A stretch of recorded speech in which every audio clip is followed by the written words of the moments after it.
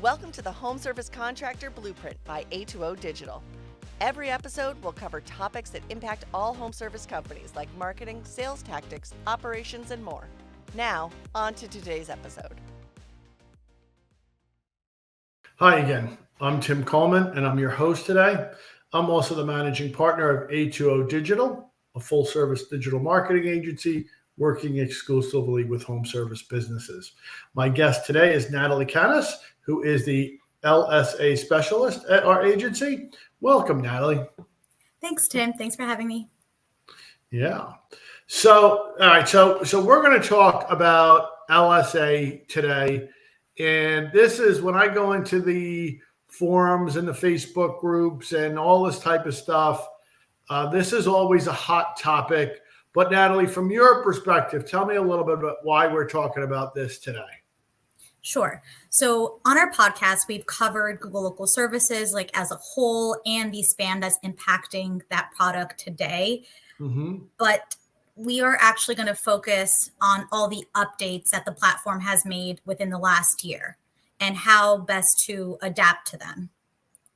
Okay, cool. So why don't we start with like kind of the visual change? What did it used to look like? What's it looking like today? How has Google changed the way it looks? Sure. So for when the program started, up until maybe I want to say 6 months ago, there would be 3 tile ads at the top of the page, and it was the first ads you would see during a search result. And now they changed it to 2 stacked ads. And originally that's how the mobile view used to show them. So now they switched what was on the original mobile view to show on desktop. And now mobile is showing 3 stacked ads. Okay. So Google's placing a little bit more emphasis. When you stack ads on the left-hand side, that's where our eyeball tends to go. Google wants us clicking on these things, I guess, right? Yeah, so this change really is designed to like enhance the visibility of the companies shown in the top positions. And it's supposed to result in higher quality leads. Okay. All right. So that sounds like Google talking as always, but I just think Google wants more phone calls to make more money, but that's pretty Google. Much. Yeah. Okay. What about the number of players? So Google LSAs used to show 50 LSA results, but now they've limited that to 20 LSA results. And it's not necessarily like the top of the top. It's just trying to even out the playing field for everyone. And obviously there's some performance factors that are involved to people that are showing. So Google's prioritizing businesses that offer message leads, which is a feature that you could enable on the back end. And they're also encouraging potential customers to connect with more than one business.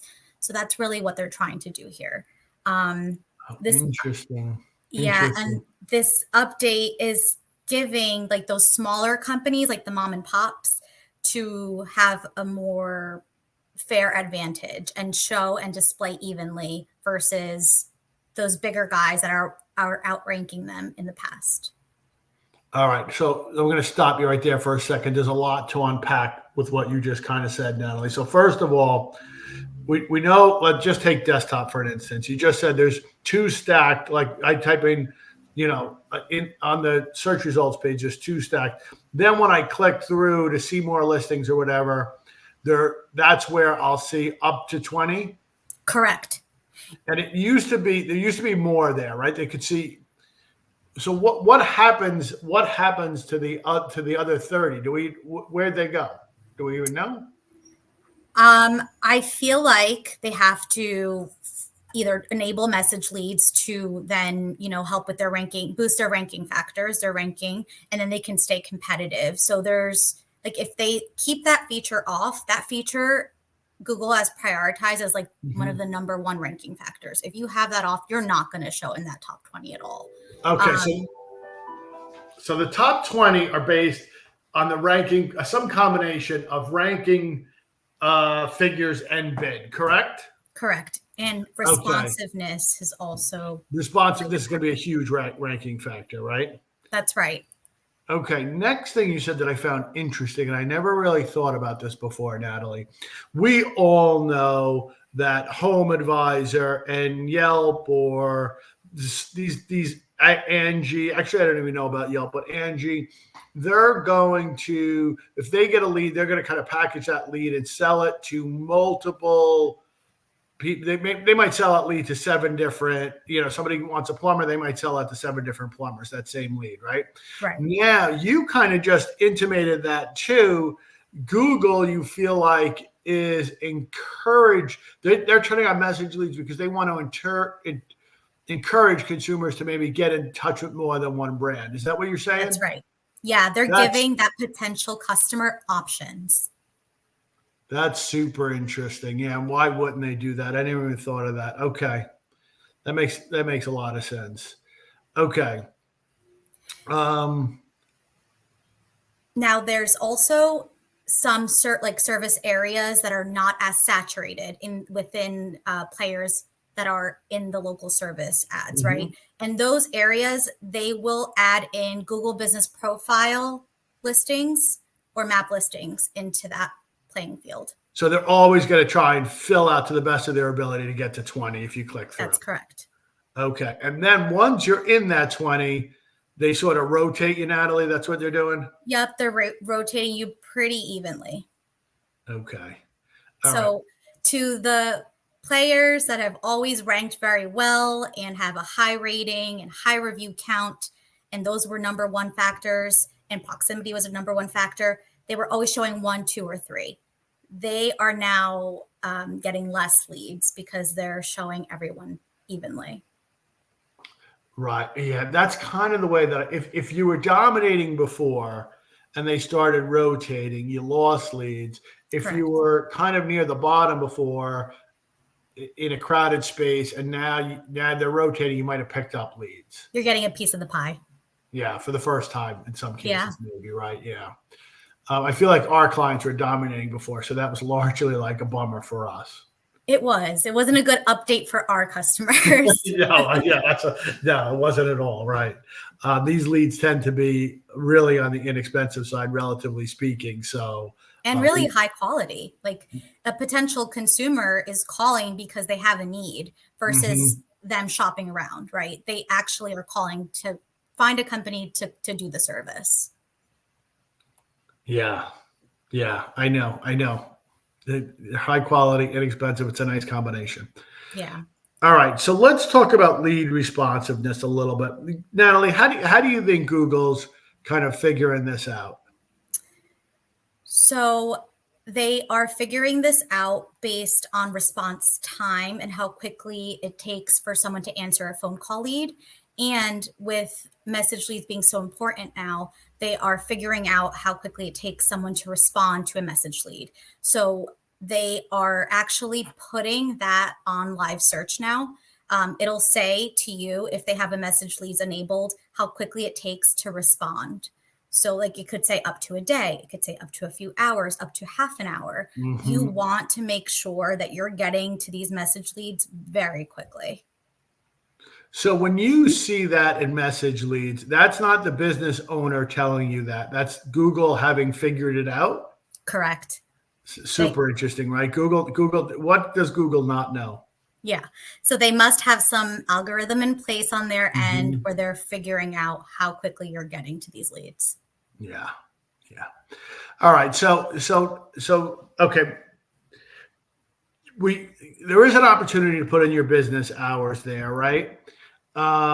If it's after hours and you're not getting back to these people, probably the best thing is to tell Google you're not open during those hours and don't even show, right? Correct. Or you could even toggle message leads off during those off hours. Okay. My recommendation is, a lot of our customers work with call centers, so they can have someone like 24/7 answering these leads. But if that's not the case for your business, then you might want to turn off message leads during those off hours because that responsive time, it will impact your overall ranking. Yeah. So we have for our customers recommended they put on message leads. Have most of them done that, Natalie? Yeah, I would say like 90% of our customers have already. Yeah, good. Okay.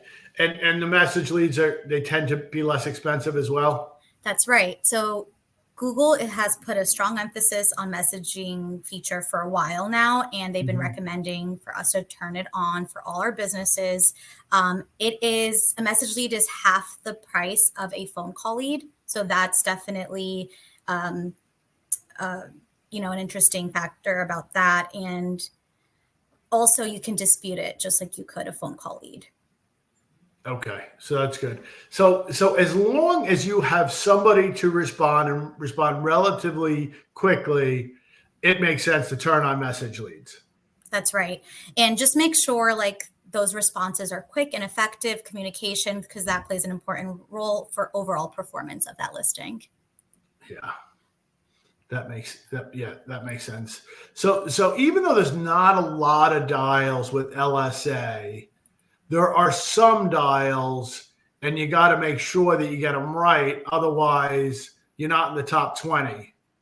That's and right. You're shut out. But once you make it into the top 20, they're going to be distributed relatively evenly. At this point, yes. At this point, right? Good point. Unless something changes again in another month or two. Yeah, as always. Which with Google LSA is possible. So. Yeah, right. So I know with our customers, we've had a couple of profile suspensions, and obviously on the GBP side, we see those. They're a pain. I'm sure they're just as big a pain on this side. What are you telling our customers, Natalie, right now in terms of like how to manage that situation? How to deal with it? So there's always going to be changes that are required for these LSA listings after they go live. Some of those changes are because of expiring documentation, such as a certificate of insurance or a state license that are required during the onboarding process of the LSA listing. And you'll have to make sure you're maintaining and staying up to date on these documents. So once we get to that expiration date, Google gives you like a month to get the expired documents updated and into their platform. And if they see that you're running ads with expired documentation, they can bring you down at any time. So what we're saying is plan accordingly with these updates and try to make these changes either at the end of the day or towards the end of the week when it's like the less busier times for LSAs to run. That makes sense. So this way, if you do get suspended, it's not going to cost you as much business. That's right. Yeah. Makes sense. What are you seeing once they go down? If you have the documentation, Natalie, are you able to get them back up relatively quickly, or is it like a wild card? So we've been seeing that 48 hours is like that sweet spot. It can take anywhere from 24 to 48 hours, but really it's getting close to that 48-hour mark to get your ads back up. Okay. Or to see the changes reflected in live search. Okay. And that's been pretty consistent? Yes. Recently, we've noticed that the last 2 weeks. Yeah, that's good. Because sometimes, like on the GBP side, it's like the wild, wild west. You just don't know how long it's going to take. So yeah, I mean, they say it could take from 10 minutes to like 30 days. Yeah. So 2 days stinks, but it's at least, I don't know, it's like at least a normal time period. Yeah. Okay. I think, and especially if I think they count the weekend in that too. It's not just business hours. So if it comes down on a Friday, it should be back up on Monday morning when you're back in the office.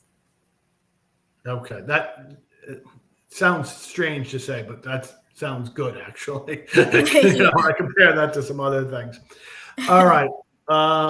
Tell me, Natalie, I've been reading about LSA Direct. Tell me what that is. Yeah, so LSA added this feature. It's called the Direct Business Search feature, and you can toggle it on or off just like you could message leads. And the reason they introduced this was because they wanted to give you that option if you toggled it on to be the only company showing for a branded search. and you'll only be charged for new leads that come through for that search, not for repeat customers. Okay, so we know there are going to be some people we talk to absolutely hate this, and some people we talk to absolutely love this.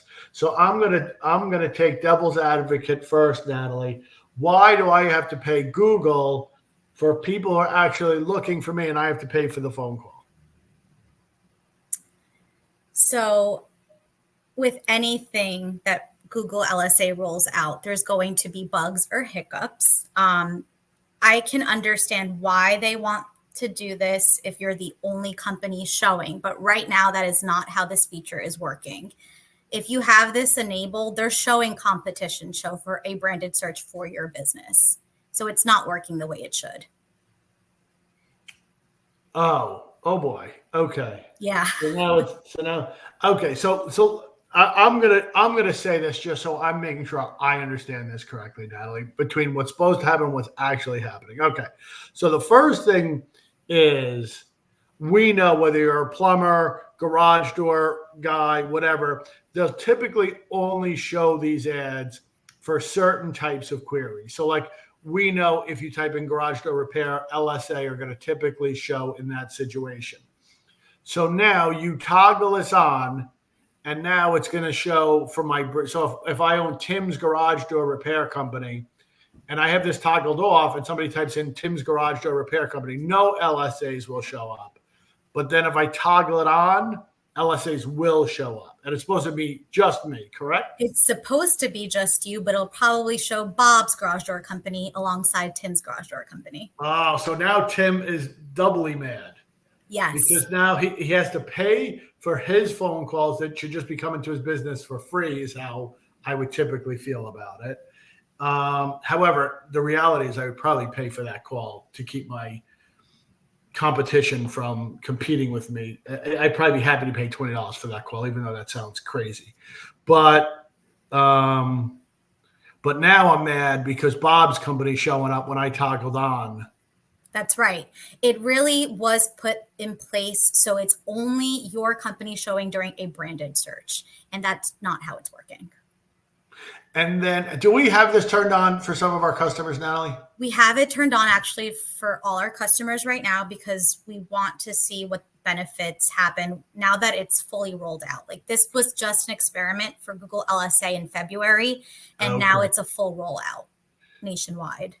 Gotcha. So now when we turn it on, what about cost of phone calls? Are they the same as do they cost less? What's the cost of the typical phone call? Have we looked into that yet?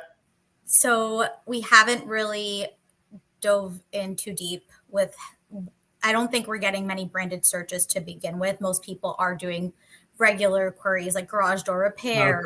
Okay. So that's going to take a little bit more time to try and figure out if there's a cost, if they cost a little bit less. Okay. Right. If it's a difference in cost. Okay. And Google, how come when Google makes a mistake, it's always like in their favor? Yeah. Right? Like, oh, well, you toggled it on. Oh, sorry. We turned on 14 other LSAs too. Like, and we're making extra money. I'm sorry. That's right. Yeah. So, I mean, we do have the advantage to work with some Google reps. They've been made aware of the bugs and issues we're seeing with the experiment and the rollout. Mm-hmm. So they're working on it. Okay. Good to hear. All right. So I'm glad, honestly, I'm glad we have that turned on for our clients. And I think it's the right thing to do. I think that LSA is just shown so prominently, and we have so many folks competing with our branded searches and PPC that for us, this is really well worth doing. And I hope that Google fixes that problem. And I hope to see, obviously, that we don't get charged for a branded call at the same rate we get charged for a category search. I agree. Yeah.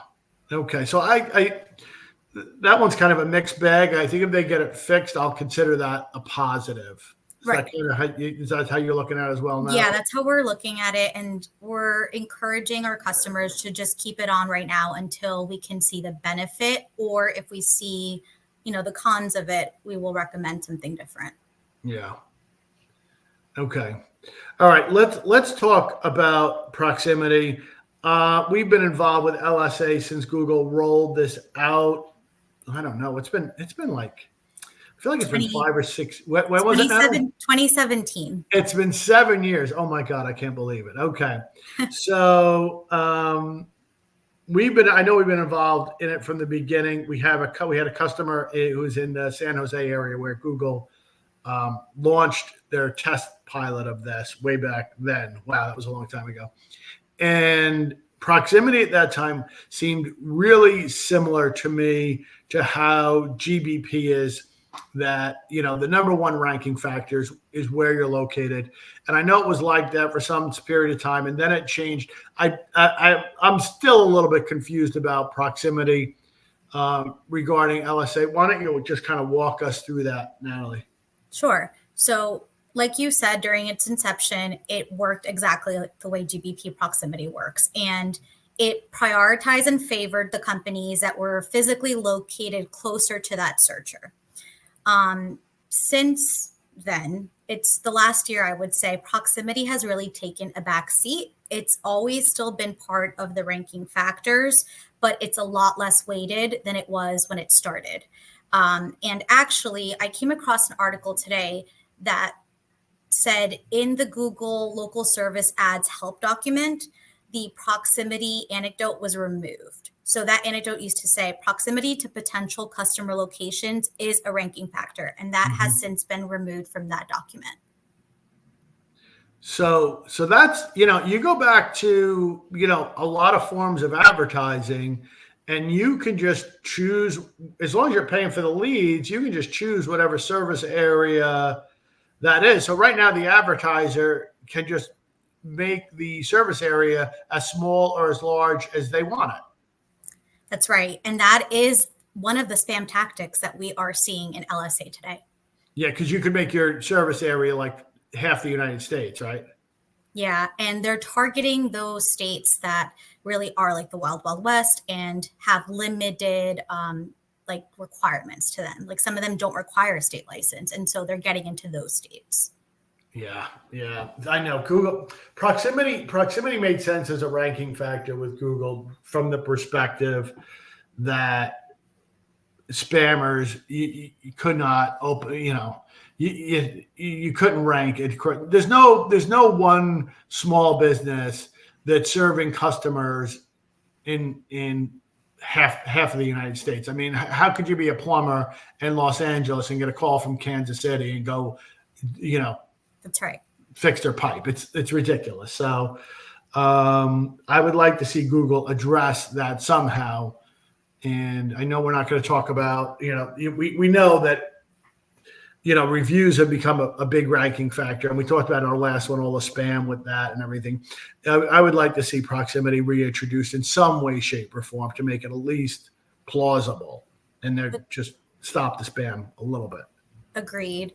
And just, something key for our listeners to keep in mind are that LSA ranking is consistently changing, right? And we don't know when it's going to change. Google will introduce a new ranking factor and start testing it and rolling it out. And we won't know until we start seeing it for ourselves, like with our profiles, with our listings, like this rotation. We saw this rotation maybe a good 2 months before we even heard Google announce it.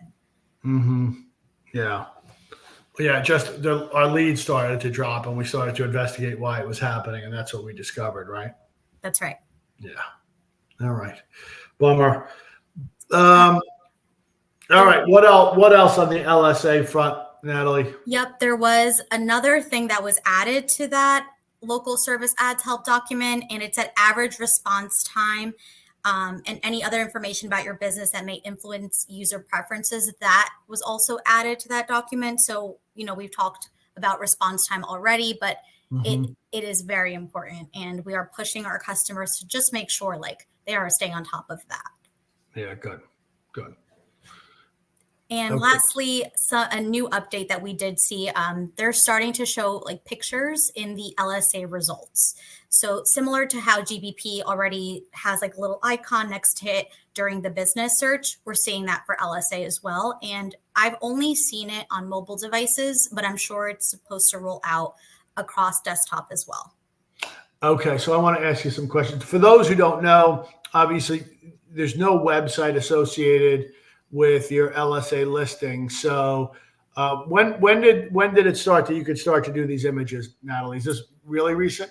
So they've always had the option to add images to your LSA listing, but Yep. I want to say the last few months, it's become a performance factor.